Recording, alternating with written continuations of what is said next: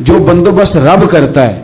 آزمائش آ جاتی ہے, بڑے بڑوں پہ آ جاتی ہے, لیکن بعض اوقات بڑی تکلیف ہوتی ہے جب اس بندے کو لوگ کٹہرے میں کھڑا کر دیں جس کا جرم ہی کوئی نہیں, اس شخص سے لوگ سوال جواب شروع کر دیں جس بیچارے کے خیال میں بھی وہ بات نہیں.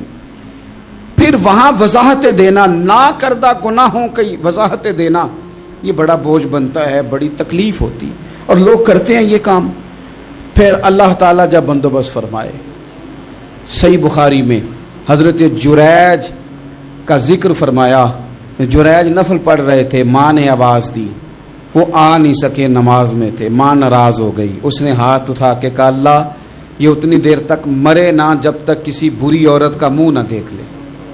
کسی اور کی دعا کے لیے سند نہیں ہے کہ وہ تیرے حق میں ضرور قبول ہوگی, لیکن ماں باپ کی دعا کے لیے میرے نبی پاک نے سند بیان کی ہے. سید عالم صلی اللہ علیہ وسلم فرماتے ہیں جب بھی ماں باپ اولاد کے لیے ہاتھ اٹھاتے ہیں رب ضرور قبولیت کا شرف عطا کرتا ہے. تو جہاں سند موجود ہے نا, کچھ افتتاح ابا جی سے بھی کرا لینے چاہیے, کچھ کام شروع کرنے سے پہلے صرف اماں سے ہی دعا کرا لینی چاہیے. یہ والا افتتاح بھی بڑے کام کا ہے کیونکہ یہاں سند بیان کر دیا میرے نبی کریم. تو جناب جریج کی ماں ناراض ہو گئی, کہنے لگی اللہ اس نے میری بات نہیں سنی. اب تھے تو وہ نیک, لیکن رب کریم کی حکمت کا تقاضا ہے, ماں کی دعا کو بھی قبول کرنا تھا. اللہ نے آزمائش میں مبتلا کر دیا. والدہ تو چلی گئیں, وہ ایک خیمے میں, ایک کٹیا میں, ایک جھونپڑی میں عبادت کرتے تھے, اللہ کو یاد کرتے تھے, رب رب کرتے تھے, اور لوگ ان کی بڑی تعریف بھی کرتے تھے. لوگ ان کے ارادت مند بھی تھے, عقیدت مند بھی تھے, اہل محبت بھی تھے. ایک عورت آ گئی, بس وہ اللہ کی حکمت پوری ہونی تھی. اس نے آ کے پہلے تو انہیں اپنی طرف مائل کرنا چاہا, جب نہ مائل ہوئے تو الزام لگا دیا. یہ ہمارے دور کا تقاضا ہے, لوگ پہلے آپ کو اپنے حق میں قائل کرتے ہیں, اپنی فرما برداری میں لانا چاہتے ہیں. اگر آپ نہیں آتے تو پھر وہ آپ کو مجرم قرار دے دیتے ہیں, یا میرے ساتھ چل ورنہ پھر میں تیرے خلاف پراپوگنڈا کروں گا. دو ہی باتیں. پہلے اس نے قائل کیا, جب جناب جنید قائل نہ ہوئے تو اس نے قریب ایک چرواہا تھا, اس چرواہے کے ساتھ جا کے منہ کالا کیا.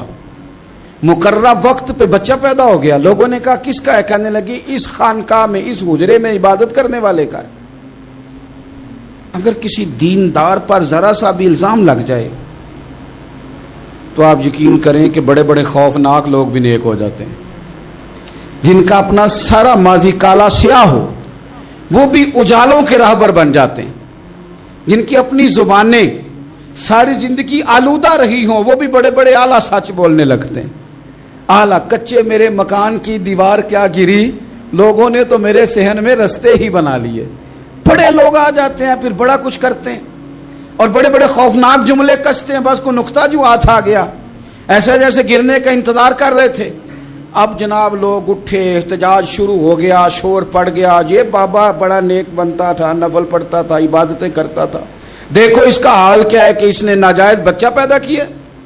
بغیر تحقیق کے میں کہہ چکا ہوں کہ الجھے الجھے بکھرے بکھرے روز و شب دیکھے گا کون, لوگ تیرا جرم دیکھیں گے, سبب دیکھے گا کون. لوگ تیرا جرم دیکھیں گے, سبب کوئی غور نہیں کرتا کہ وجہ کیا تھی. او بھائی کچھ تو مجبوریاں رہی ہوں گی, یوں ہی کوئی بے وفا نہیں ہوتا.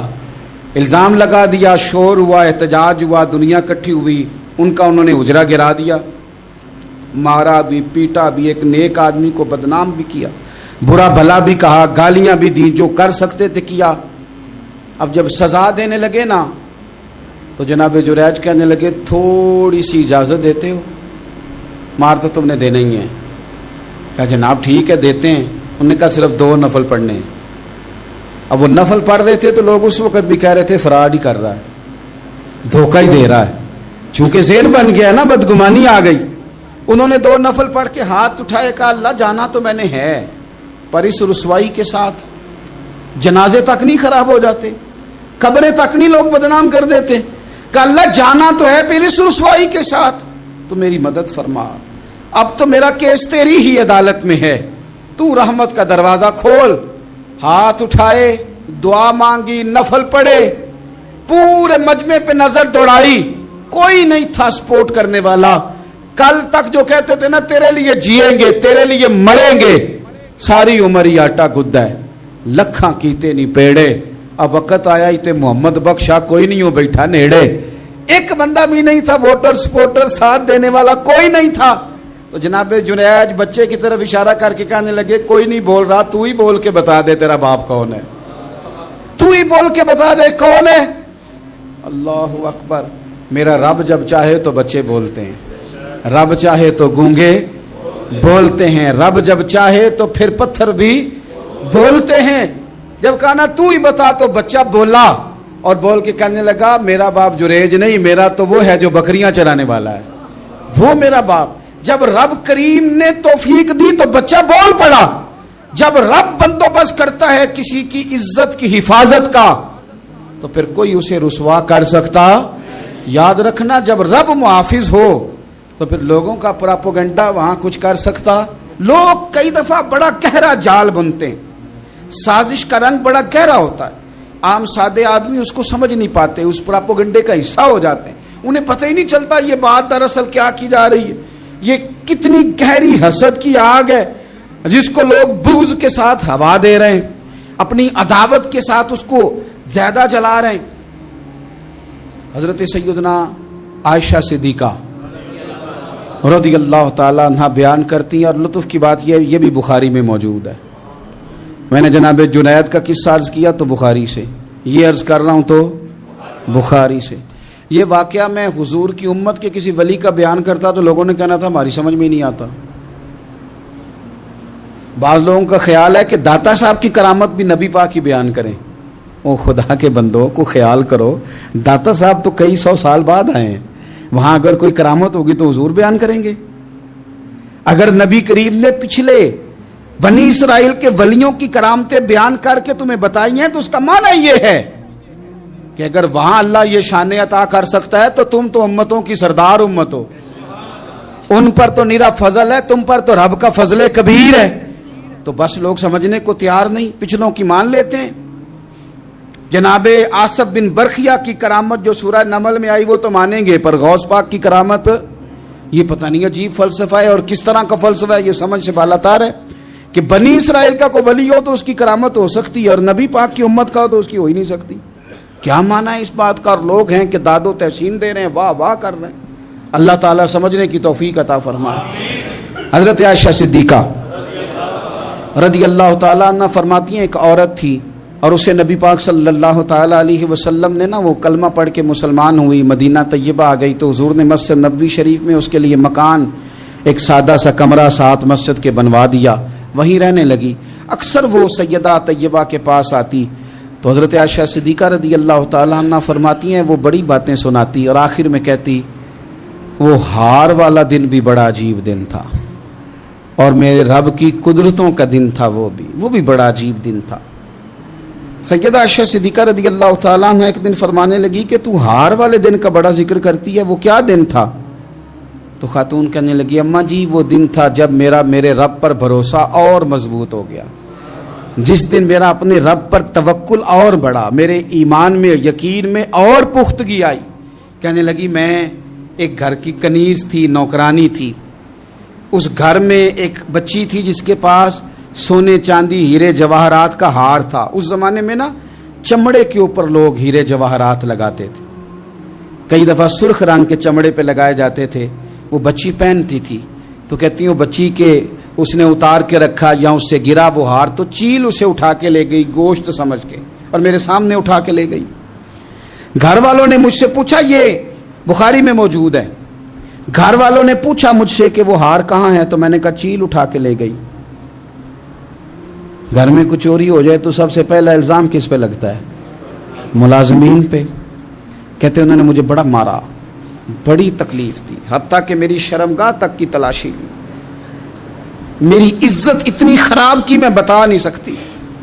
میں نے اپنی زندگی میں ایک واقعہ دیکھا, ایک امیر گھر میں چوری ہو گئی, ملازم کو اتنا مارا کہ وہ چارپائی پہ پڑ گیا. پولیس والوں سے اتنی مار پروائی گئی کہ وہ بیچارہ چارپائی پہ پڑ گیا, اور پھر وہ اتنا بیمار ہوا, اور کچھ دنوں کے بعد پتہ چل گیا کہ چور تو اپنا بیٹا ہے ان کا. پھر اس کا انتقال ہو گیا. اب وہ سیٹھ صاحب اور گھر والے آ کے مرنے والے کے کان میں معافیاں مانگ رہے ہیں, کان میں. تو میں نے ان سے پھر کہا تھا کہ یہ تو اب چلا گیا ہے، تمہارا زور چلتا تھا نا، تو تم نے قانون خریدا اور تم نے اسے جتنا ہو سکا تم نے اسے مار پڑوائی، تمہارے پاس جو عدالتیں تھیں تم نے وہاں کارروائی کی، اب ایک عدالت قیامت کے دن لگے گی۔ یہ کمزور تھا نا، کچھ کر نہیں سکا۔ میرے نبی پاک صلی اللہ علیہ وسلم نے فرمایا سن لو، اگر سینگ والی بکری نے بغیر سینگ والی بکری کو تکلیف دی ہوگی نا تو قیامت کے دن اسے بھی بدلہ دینا پڑے گا کہ تیرے پاس سینگ تھے اور تو نے اسے مارا تھا۔ وہ خاتون عرض کرتی ہے سیدہ عائشہ کی خدمت میں کہ مجھے بڑا مارا، مجھے تکلیف دی، میں کہہ رہی تھی کہ میرے سامنے چیل لے گئی ہے پر وہ نہیں مان رہے تھے، اماں جی انہوں نے مجھے بڑا مارا۔ حضرت عائشہ صدیقہ کہتی ہیں پھر کیا ہوا؟ کہنے لگی اماں جی جب کوئی میرا مددگار نہ رہا، مجھے تکلیف دے رہے تھے، رسوا کر رہے تھے، تو میں نے اپنے رب سے مدد چاہی، میرے رب کی طرف میں نے توجہ کی، میں نے کہا مالک اب تو ہی میرا مددگار ہے۔ کہتی ہے وہ مجھے مار رہے تھے تو وہ چیل جو ہار لے گئی تھی وہی لے کے واپس آ گئی، اور ہمارے سروں کے قریب لا کے اس نے جب اس ہار کو پھینکا وہ مجھے چھوڑ کے سائیڈ پہ ہوئے، وہ میری بے گناہی جان گئے، لیکن آپ کو بتاؤں اس دن سے میرا اپنے رب پر یقین اور بڑھ گیا۔ مجھے سمجھ آ گئی کہ جب انسان پورا ٹوٹ جاتا ہے اور جب کوئی چاروں جانب اس کا مددگار نہیں ہوتا تو رب تو ہوتا ہے نا، اللہ تو اس کا مددگار ہوتا ہے نا، وہ تو پھر اپنے اس بندے کی مدد کرتا ہے نا، پھر وہ تو توانائی دیتا ہے نا، وہ تنہا نہیں چھوڑتا، وہ تو آنسوؤں والوں کے آنسوؤں پہ بڑا کرم فرماتا ہے، وہ تو قسم پرسی میں آ جاتا ہے، اس کی رحمت بڑھ کے استقبال کر لیتی۔ تو بھائی جب آپ پر اللہ کی حکمت کے تقاضے پورے ہونے لگیں اور زندگی میں کبھی کوئی ایسا وقت آئے کہ آپ محسوس کریں کہ تنہا رہ گئے ہیں اور کئی اپنے بھی مخالفین کی جماعت میں نظر آنے لگے ہیں، تو اس وقت پھر دل، روح، زبان اور ذہن کو یکجا کر کے سمجھ لینا کہ جب ساری دنیا ساتھ چھوڑ جاتی ہے تو رب کی رحمتیں اس وقت بھی ساتھ رہتی ہیں اور اللہ کی مدد اس وقت بھی بندے پہ کرم نوازی کرتی ہے۔ ایک اور حدیث سنیں، لطف کی بات یہ ہے یہ بھی بخاری میں ہے، یہ بھی واقعہ بخاری میں ہے۔ اللہ اکبر۔ ایک شخص نے نا ایک بندے سے قرض مانگا، اس نے کہا مجھے قرضہ دو، وہ کہنے لگا کہ کتنا قرضہ؟ اس نے کہا 1000 دینار۔ دینار سونے کا ہوتا تھا، درہم چاندی کا ہوتا تھا، 1000 دینار چاہیے۔ اس نے کہا کوئی گواہ ہے تیرے پاس؟ غریب کا گواہ بھی کوئی نہیں بنتا، کبھی الجھ جائے نا کو بندہ تو کئی اپنے بھی کہہ دیتے ہیں کہ ہم اس کے قول فعل کے ذمہ دار نہیں ہیں۔ ایک غریب آدمی کو قرض کی ضرورت پڑ گئی، 1000 دینار چاہیے۔ میں کہہ چکا ہوں کہ درہم چاندی کا ہوتا تھا، دینار سونے کا، اب 1000 دینار لینا ہے۔ تو جس بندے سے اس نے کہا، اگرچہ وہ نیک بندہ تھا، اس نے کہا یار 1000 دینار دے دو، تو کہنے لگا کوئی گواہ ہے تیرے پاس؟ وہ کہنے لگا غریبوں کا گواہ کون ہوتا ہے؟ ہاں ایک گواہ ہے۔ کہا کون؟ کہا میرا رب، وہ تیرے اور میرے بیچ گواہ ہے۔ اس نے کہا کوئی کفیل، اگر تو پیسے نہ دے سکے تو وہ بعد میں دے دے، یا تجھے کچھ ہو جائے تو وہ دے دے۔ اس نے کہا کفیل بھی میرا اللہ ہی ہے، میرے پاس اگر ہے تو رب کریم کا نام ہے، اگر اعتماد کر سکتا ہے تو کر لے۔ بندہ نیک تھا، اس نے کہا رب کے نام پہ، رب کی کفالت پہ، اللہ کو گواہ بنا کے میں تیار ہوں تجھے 1000 دینے کو۔ اس نے 1000 دینار دے دیا، وقت واپسی کا طے ہو گیا، وہ چلا گیا پیسے لے کے۔ اس نے پوری محنت کی کہ میں نے وقت پہ پیسے لوٹانے، پوری محنت بھی کر لی، اللہ نے مدد بھی کر دی، پیسے بھی اس تاریخ کو اسے مل گئے۔ بعض لوگوں کا تو لوٹانے کا دل ہی نہیں ہوتا۔ فرمایا حدیث پاک میں کہ تو لوٹانے کا ارادہ کر، رب تیری مدد بھی فرمائے گا۔ لیکن یہاں بہت سارے لوگ کہتے ہیں خیر ہے، ارادہ ہی نہیں، تو پھر جس طرح کا بندے کا گمان ہو رب بھی اسی طرح کا معاملہ فرماتا ہے۔ اس نے پیسے جمع بھی کر لیے اور واپس دینے کو تیار بھی ہو گیا، لیکن رستہ بحری جہاز کا تھا، کشتی کا تھا، دریا کے رستے واپس آنا تھا۔ اب وہ جب آ گیا دریا کے کنارے تو بڑی کوشش کی پر وہاں اسے کوئی کشتی نہیں ملی۔ وقت پہ پیسے لوٹانے ہیں، سفر کرنا ہے، اب سواری میسر نہیں ہے۔ سوچ سوچ کے پریشان تھا کہ میں نے تو اللہ کے نام پہ لیے۔ اچانک دل میں ایک تجویز آئی، اس نے ایک لکڑی لی، لکڑی کو اندر سے کھولا، 1000 دینار اس میں بھرا، بخاری پڑھ رہا ہوں، اور ساتھ ایک خط بھی لکھا کہ یار میں پیسے پہنچانا چاہتا تھا پر مجھے کوئی چیز نہیں ملی دریا کے اس پار آنے، اللہ کے نام پر تیری طرف روانہ کر رہا ہوں. اور یہ کہہ کہ وہ لکڑی دریا میں رکھ دی. وہ لکڑی ڈوب گئی ہے، واپس آ گیا. وہ جس نے پیسے لینے تھے وہ عین مقررہ وقت پر دریا کنارے آیا. صبح سے سر شام تک اس نے انتظار کیا. دل ڈھلنے لگا تو دل میں خیال آ گیا کہ یار نہیں، اس نے دینے ہی نہیں، جھوٹا وعدہ کر گیا، پہنچا ہی نہیں وقت پہ. اب جب واپس لوٹنے لگا تو اچانک دریا میں ایک لکڑی تیرتی ہوئی دکھائی دی. کہنے لگا لے جاتا ہوں، شام کو روٹیاں پکانے کے کام آئے گی، ایندھن بنا کے جلا لوں گا، ہنڈیا پک جائے گی. لکڑی اٹھا کے جلانے کے لیے گھر لایا. گمان تھا کہ وہ نہیں آیا وعدہ کر کے، اللہ کو کفیل اور وکیل بنا کے اور گواہ بنا کے پھر بھی نہیں آیا. لکڑی لے کے گھر گیا، بخاری ہے، اور جب اس کو چیرا نہ کہ میں اس کی آگ جلاؤں گا، کھولا تو اندر سے 1000 دینار بھی نکل آیا، خط بھی نکل آیا. اب ذرا سمجھنا، اس کے دل میں بات کس نے ڈالی کہ تو لکڑی میں پیسے ڈال دے؟ اللہ نے. اس بندے کو مقررہ وقت پہ کنارے بھیجا کس نے؟ لکڑی صرف اسی کے ہاتھ آئی تو یہ بندوبست کیا کس نے؟ اللہ نے. گھر جا کے چیری تو پیسے بحفاظت اس تک پہنچائے کس نے؟ تو پھر ہمیں بھی توجہ اللہ کی جانب ہی کرنی چاہیے. ہمارے پہ دل کی توجہ رب کی طرف ہی ہونی چاہیے نا. ہمیں ادھر ادھر جانے کی، دیکھنے کی، بندوں پر غور کرنے کی ضرورت کیا ہے؟ وہ پیسے پہنچ گئے، یہ وہاں اپنی جگہ پہ پریشان تھا. اس نے 1000 دینار اور جمع کیا. پھر دوبارہ ایک دن دریا کنارے آیا، کشتی مل گئی، بیٹھ کے اپنے اس بھائی کے پاس آیا. کہنے لگا دیکھنا مجھ پر بدگمان نہ ہونا، پیسے اس تاریخ کو بھی جمع کر لیے تھے. دریا پہ آیا تھا پر کشتی نہیں ملی تھی. پھر میں نے نا لکڑی میں ڈال کے خط ڈال کے تیری طرف بھیج بھی دیے تھے، لیکن آج میں پھر لے کے آ گیا ہوں. وہ کہنے لگا خوش ہو جا، جس رب کو تو نے میرا اور اپنا گواہ بنایا تھا اس رب نے میرے تک پہنچا بھی دیے ہیں.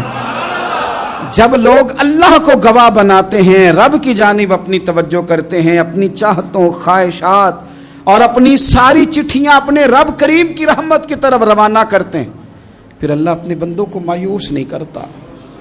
اللہ اپنے بندوں کو نواز دیتا ہے. اللہ تبارک و تعالیٰ اپنے بندوں پہ کرم نوازی کرتا. او سنگیو، ساری امیدیں سیٹھوں، نوابوں، دنیا داروں سے کیوں وابستہ کرتے ہو؟ ساری توجہات کا مرکز کیوں ان لوگوں کو بناتے ہو جو تمہیں دنیا میں مضبوط نظر آتے ہیں؟ اپنی توجہات کا مرکز اپنے خدا کو بنائیے، اپنے مالک کی جانب اپنی ساری خواہشات کا رخ پھیر دیجئے، اپنی توجہات اپنے رب کی جانب کر لیجئے. وہ اپنے بندوں پہ بڑی کرم نوازی فرماتا ہے. وہ عزتوں کا بھی محافظ ہے، وہ پریشانیوں میں کرم نوازیاں فرمانے والا ہے، وہ ساتھ دینے والا ہے. وہ اس کی رحمت قریب آ کے بندے کو سہارا دیتی ہے. وہ اپنے فضل سے اپنے بندوں کی ہر مشکل میں دستگیری فرماتا ہے. اسیاں سے کبھی ہم نے کنارہ نہ کیا، اور تو نے بھی تو دل آزردہ ہمارا نہ کیا. ہم نے تو جہنم کی بہت کی تدبیر، پر مولا تیری رحمت نے گوارا نہ کیا. عدل کریں تے تھر تھر کمبن، اچیاں شانہ والے تجھے تو فضل کریں تے بخشے جاون، میرے جے منہ کالے. آخر دعوایا ان الحمد للہ رب العالمین.